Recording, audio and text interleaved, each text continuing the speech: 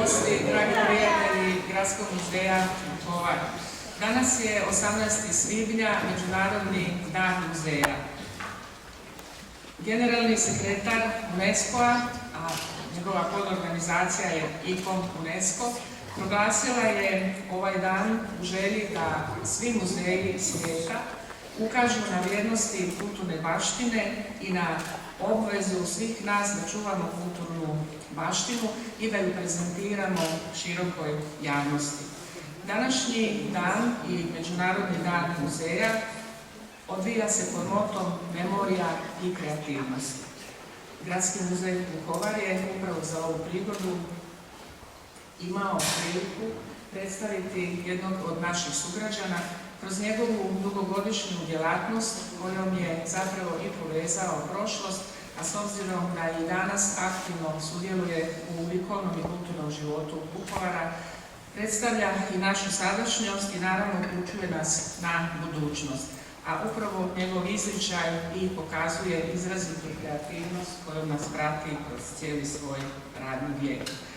Prošle godine Međunarodni dan muzeja obilježilo je 129 zemalja u kojima je sudjelovalo 32.000 muzeja.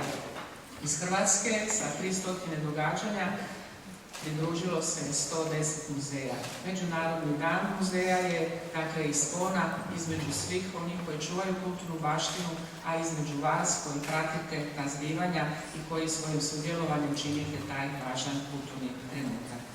Današnja promocija bit će vezana za život posvećen umjetnosti našeg sugrađanina Brane Crvenjaka.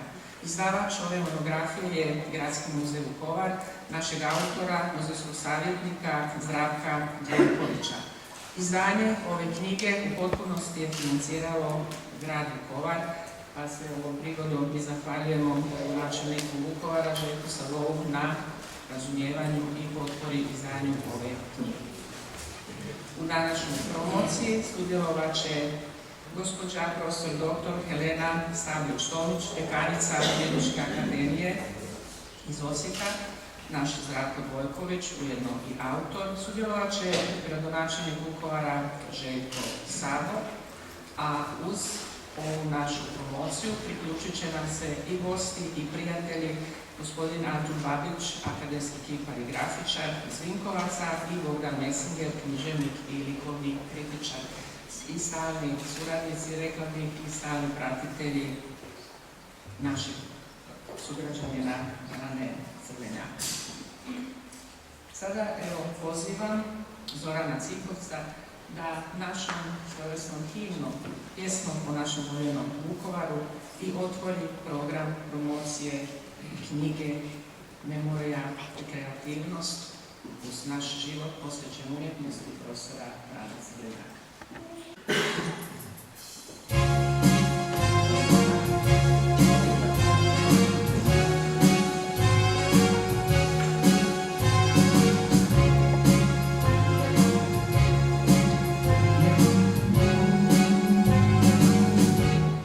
Tihom vjetru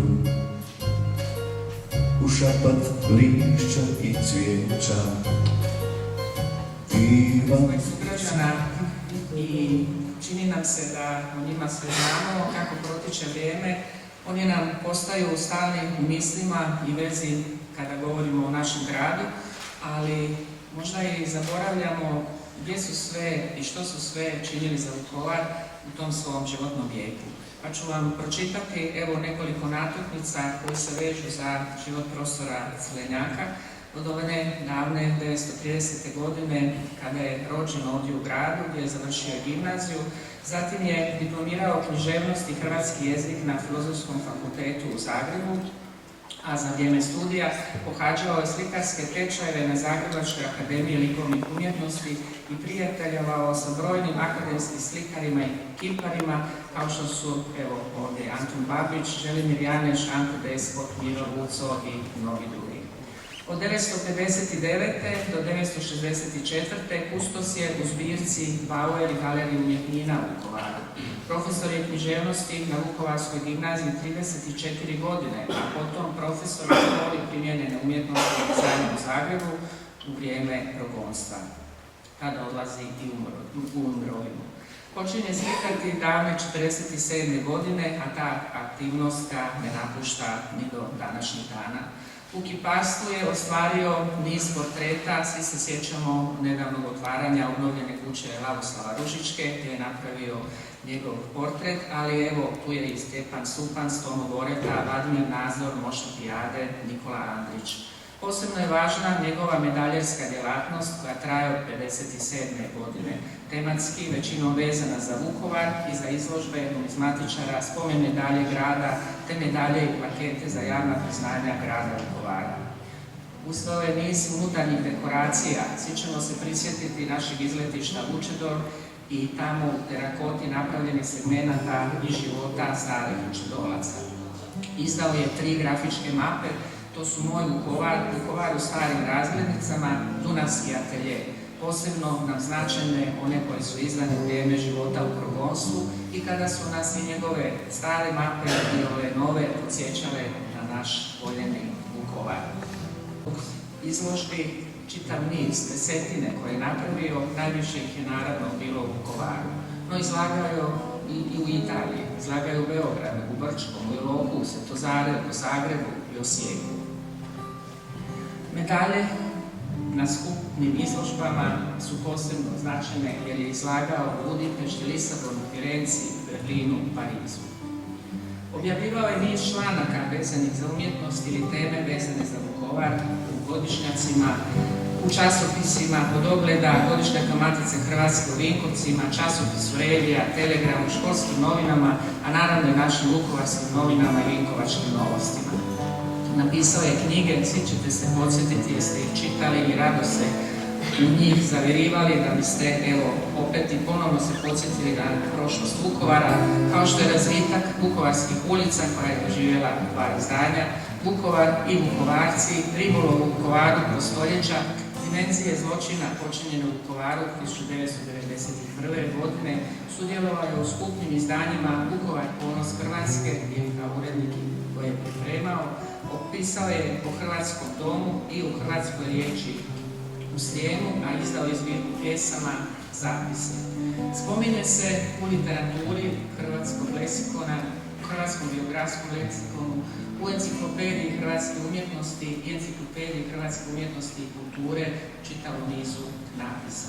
O njemu su pisali mnogi, među njima muzealci, pisci, likovni kritičari, od gospodina Vrlića, Đorđa Drenovca, Miroslava Slavka Mađera, Vinka Zlamalika, Bogdana Mesingera i Zdravka Vojkovića, sa kojim ovo izdanje koje sublimira djelovanje i rad profesora Crvenjaka sigurno će biti jedna od onih slika koju ćemo dobiti jasnije o našem profesoru, sugrađaninu, profesoru Vladu Crvenjaku.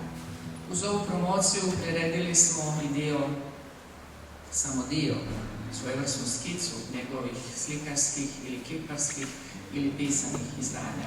Vjerujem da ćemo i kroz ovu promociju i razgledanjem svega što je on napravio jako uživati. A sada pozivam Pavla Lukasa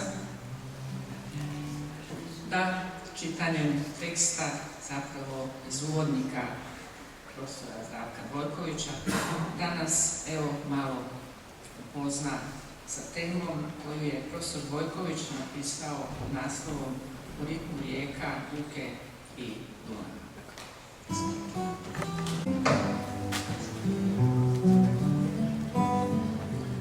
U ritmu rijeka, Vuke i Dunava. Brane Crvenjak slika svoju ribarsku ulicu i uvijek joj se vraća od impresionističke plave faze grafičke mape Moj Vukovar, preko crne katranske faze pa sve do ciklusa vegetacija u jednom iznimno povećanom i fokusiranom detalju korova, kojim također na jedan intimni i neposredan način oslikava urbani pejsaž u kojem su se nalazile kuće ribara uz desnu obalu Dunava, ali i Vuke koja se na tome mjestu nekoć ulijevala u Dunav.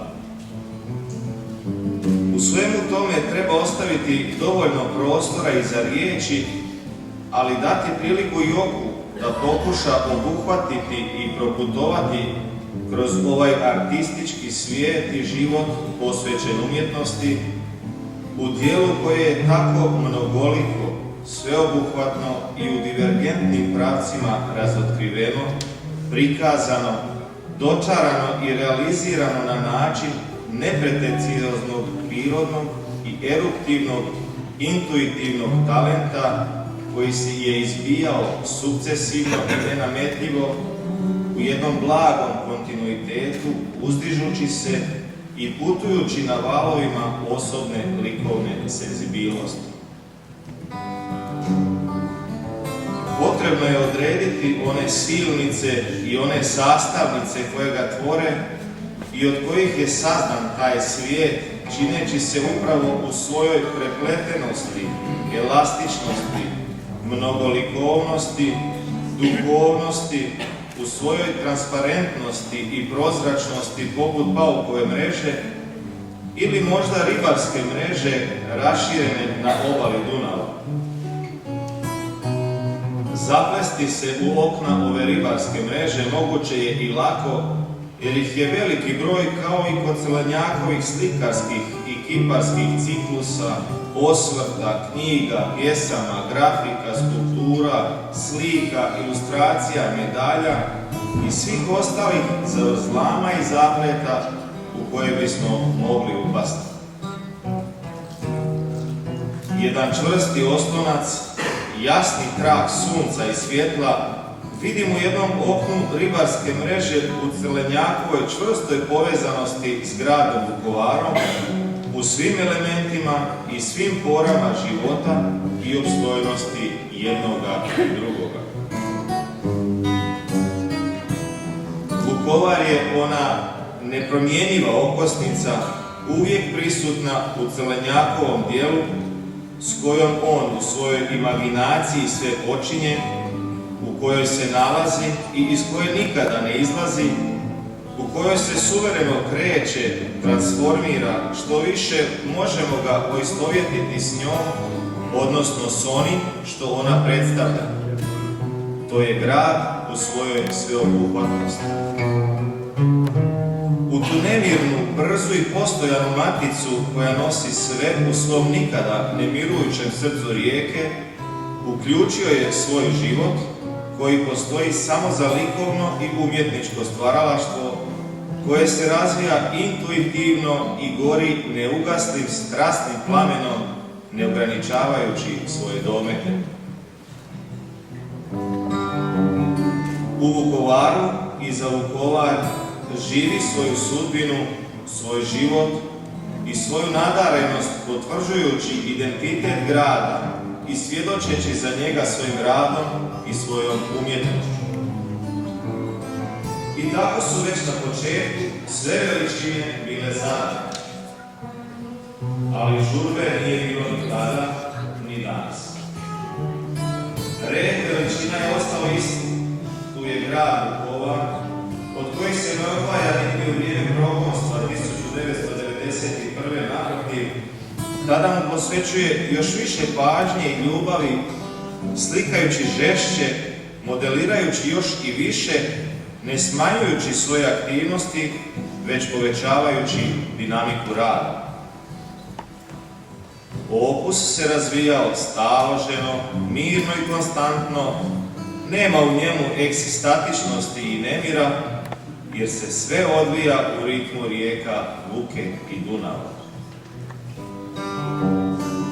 Upoznati njihove obale i tok, upoznati ljepotu koja se vidi i čuje u šumu srebrnih valova Dunava, u zaspalim vrbama na obalama Vuke uz Adicu, trenutak je u vremenu omeđen vječnošću. Nekako opravdali ovo moje prisuće ovdje, jer ovaj lijepi običaj promocije knjige jest svečanost ne samo za grad, ne samo za autora knjige, već i za promotora.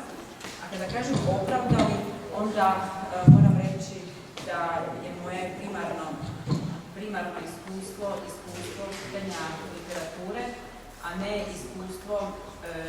ne iskustvom razgovaranja o likovnosti, no upoznajući vaš grad, osobe koje žive u vašem gradu, radeći sa studentima i profesorima Umjetničke akademije film o Brani Crvenjaku, nekako sam shvatila kako u ovu današnju promociju ove zaista monumentalne, sveobuhvatne i kapitalne knjige koju je napravio autor Zdravko Dvojković o životu posvećenom umjetnosti, kakav jest zasigurno život Brane Crvenjaka, nekako korespondira sa onim što smo mi osjetili radeći film o njemu. A osjetili smo, kao što je i autor koji iz dana u dan se susreće sa svojim modelom, osjećali smo da se upravo u ovom Vukovarcu kriju tri identiteta. Identitet grada, identitet umjetnosti i identitet Rijeke.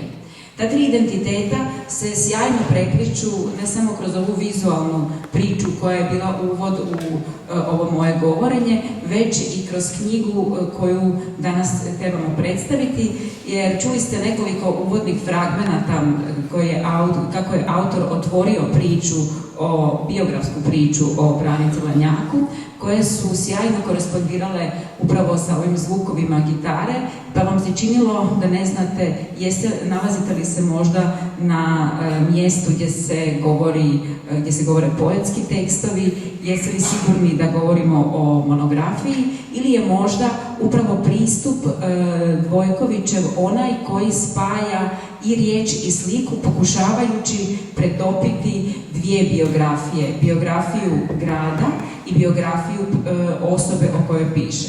I čini mi se da je to zaista sjajno uspio.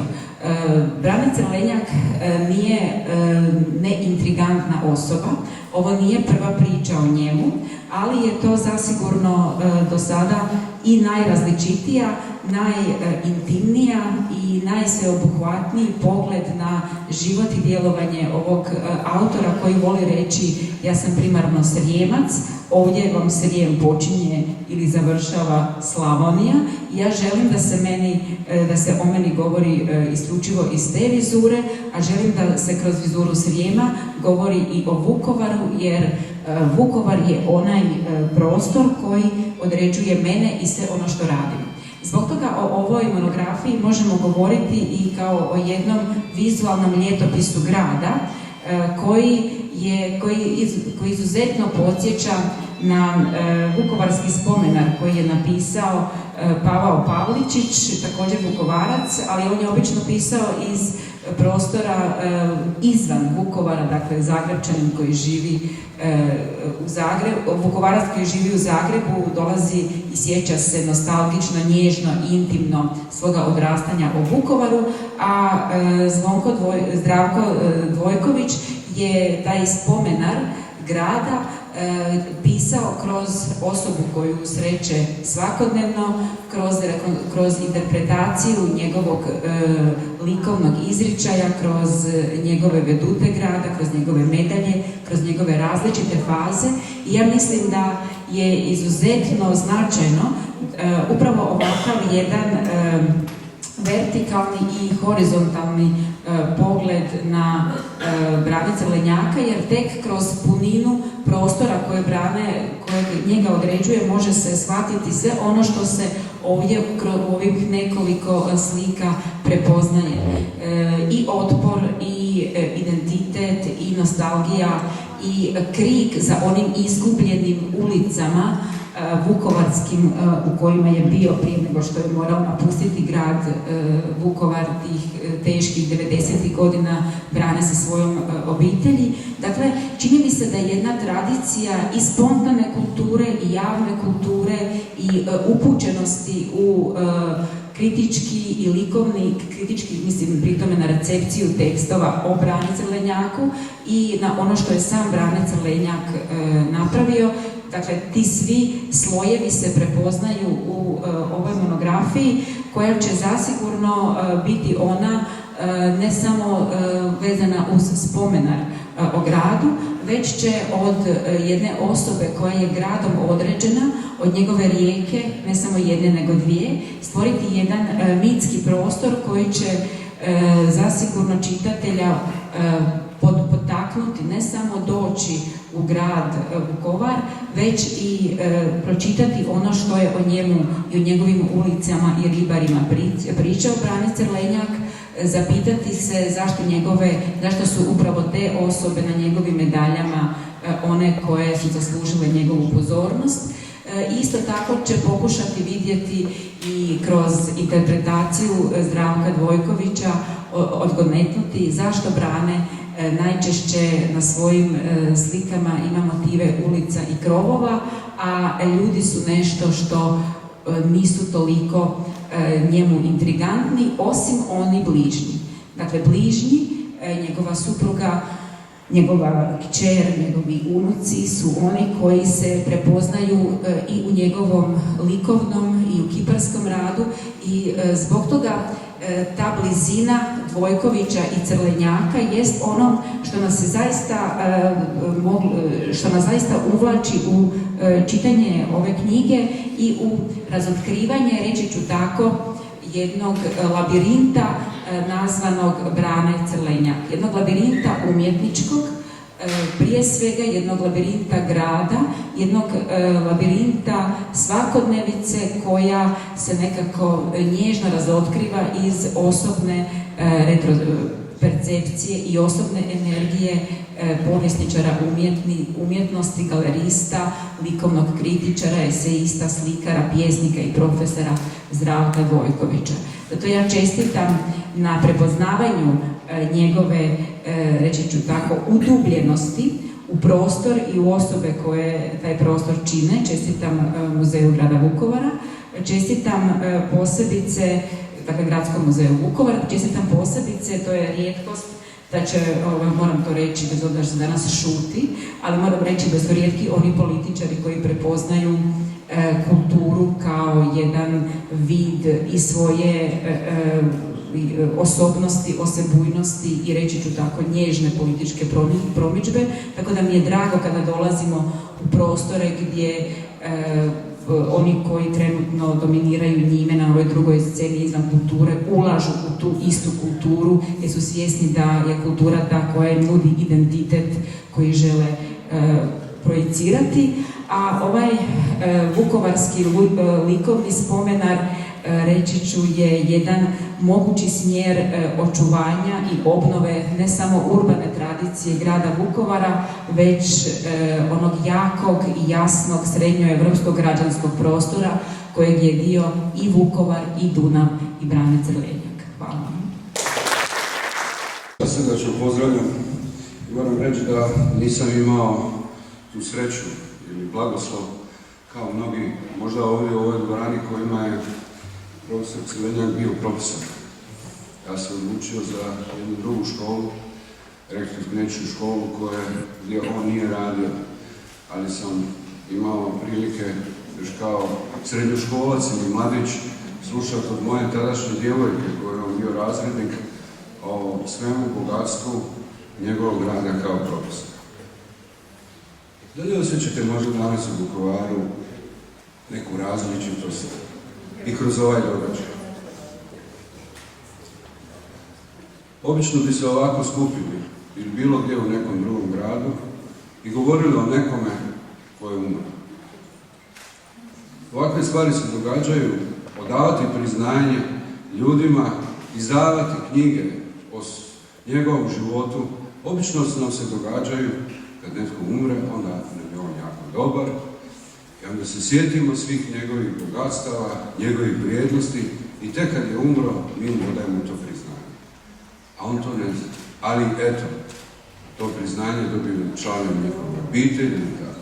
Stoga mi je izuzetno zadovoljstvo bilo da živuće legende, jedna od živućih legende grada Vukovara, izrazim zadovoljstvo i zahvalu što te ima, što ti imao profesor.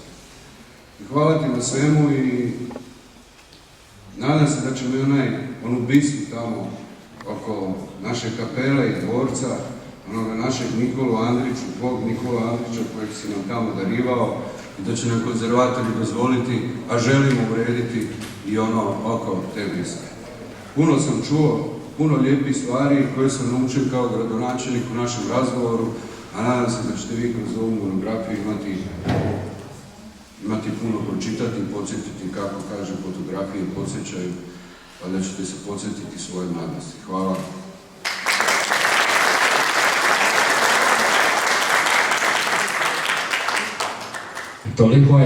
Toliko je toga lijepoga izrečeno u meni, pa doista ja nemam više šta reći, osim da se zahvalim prvenstveno svim djelatnicima Gradskog muzeja koji su doprinijeli svojim kamenčićem da se stvori ovaj mozaik koji je uobličio Zdravko.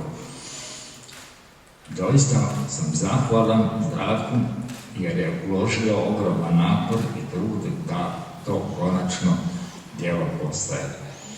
Zahvaljujem se na lijepim i inteligentnim rečenicama gospođi Heleni koja je prikazala upravo ovo što je Zdravko opširnije opisao.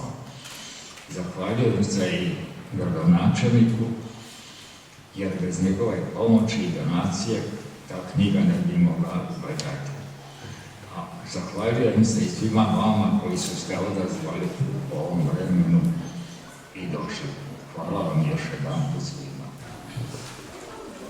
Dozvolite mi da evo sa nekoliko riječi samo kratko se zahvalim svim mojim suradnicima koji su mi pomogli na radu na ovoj knjizi, zaista ih ima mnogo i svima sam izuzetno zahvalan. Zahvaljujem se i promotorima, gospođi Heleni, svima na lijepim riječima i na ovom prekrasnom filmu za kojeg sam znao da se snima, ali nismo imali prilike promociju da ga vidimo, da možemo i njegovo nešto progovoriti u knjizi. Naravno, to će sve nadopuniti jedna nova monografija koju budem pisao o braniteljima.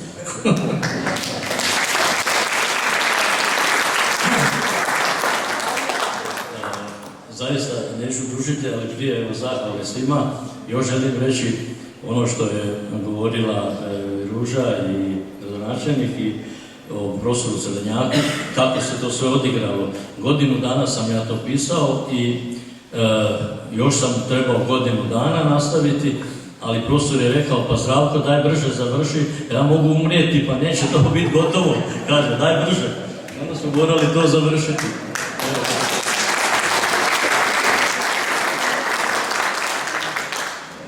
Evo, želim samo spomenuti moje suradnike i kojima se zahvaljujem, među ostalima Dinko Kukuljica, Mario Soldo, Ante Đauto, Zvonimir Tanovski, Željko Soldo, zatim Olivera Srevar, Rosanka Savić-Mitrović, Mirela Hutinec, Ivan Kubalek, Borivoj Čalić, Nada Martin, neki jesu ovdje, nekih nema. Evo svima se lijepo zahvaljujem zašto i kako.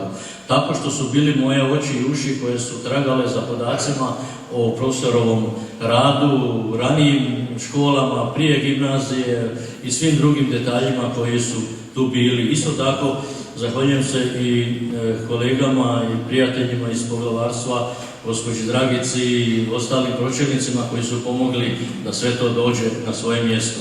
Posebno se zahvaljujem i evo, ovom prilikom javno moje obitelji, supruzi Mariji, koji su me trpili jer oni sve drugo radili, dok sam ja ovo radio.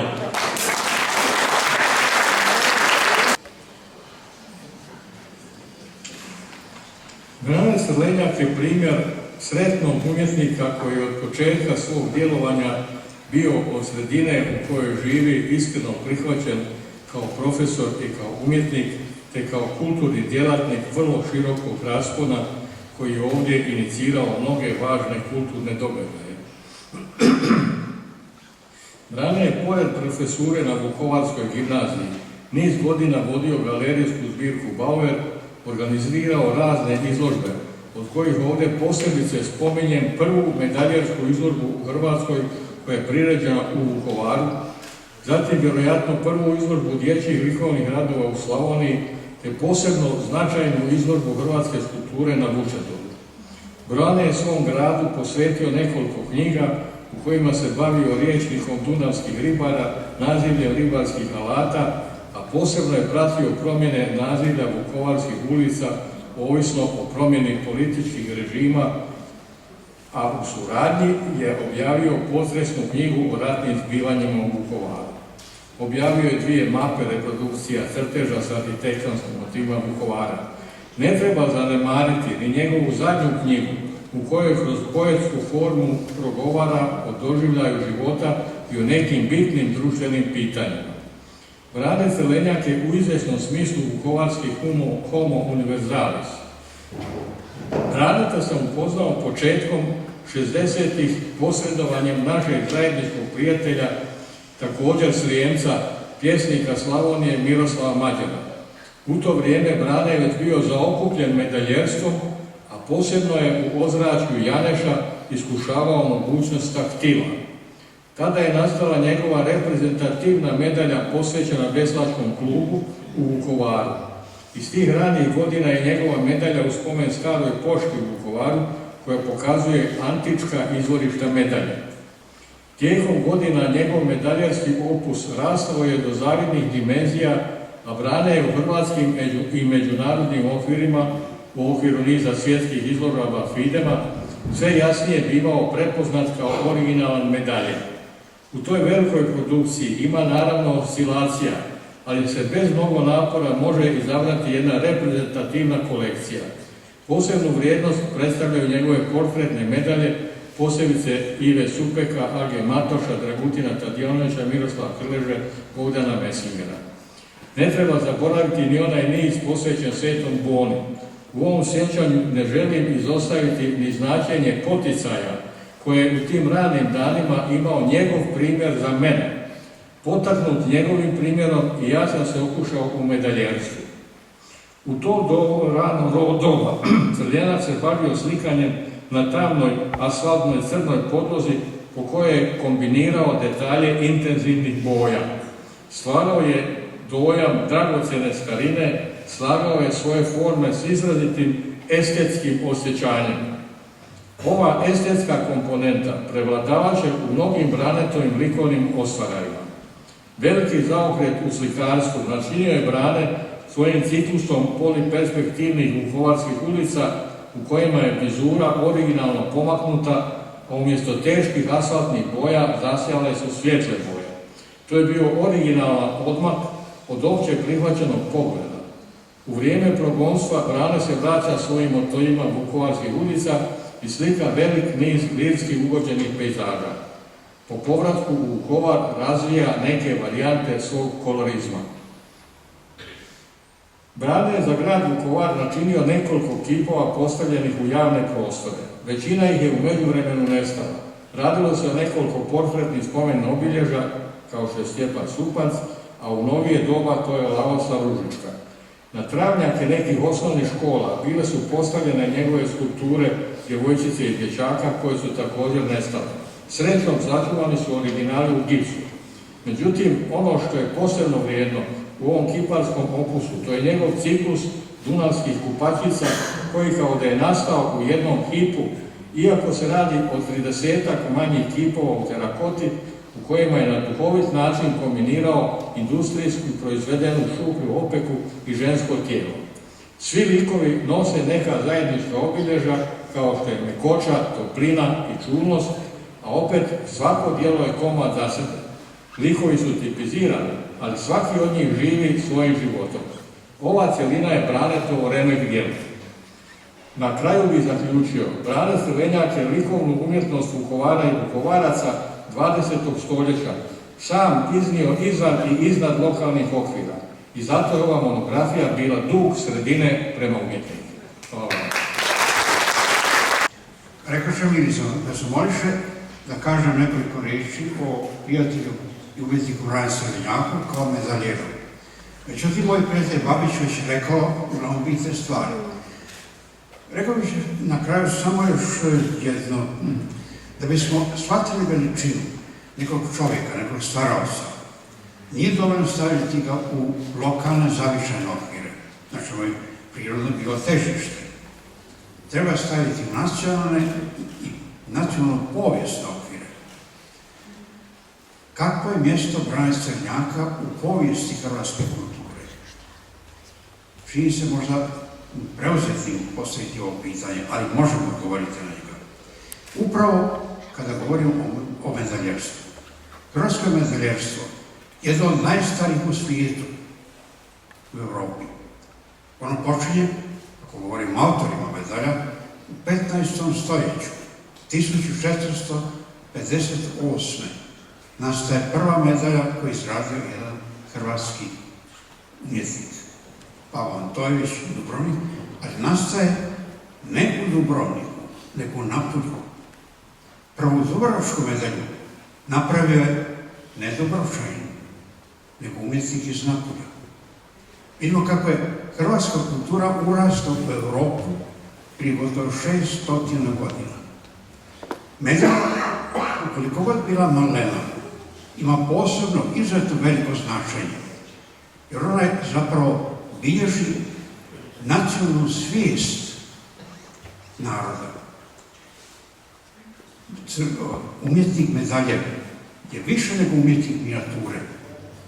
To je umjetnik koji razvija svijest o povijesnoj vrijednosti neke pojave, nekog čovjeka, nekog zbivanja, nekog događaja. Tako da je povijest medaljerstva povijest nacionalne svijesti. Brane Crnjak je tu zauzeo mjesto koje je na izvjestan način prekretnica u povijesti hrvatskog medaljerstva. I ne samo on se uklopio u jednu pojavu u hrvatskom medaljerstvu koja obilježava svega nekoliko imena. Nakon Kerdića, Vanja Radauš, Brane Crnjak, Antun Babić, oni su stvorili oblik medalje koji je specifični hrvatski. Nije drugdje stvorena takva medalja koja nije pravilnog oblika, nego je taktil, koja djeluje kao iskopina, kao arheološki artefakt.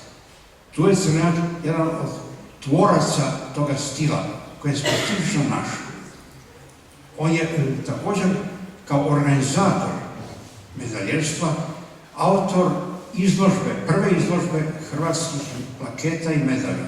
Ovdje vidite mali katalog te izložbe, to je bilo negdje na prevozu 50. 60. godine, nakon što je 57. izradio svoju prvu medalju. Dakle, u tom smislu on je također začetnik.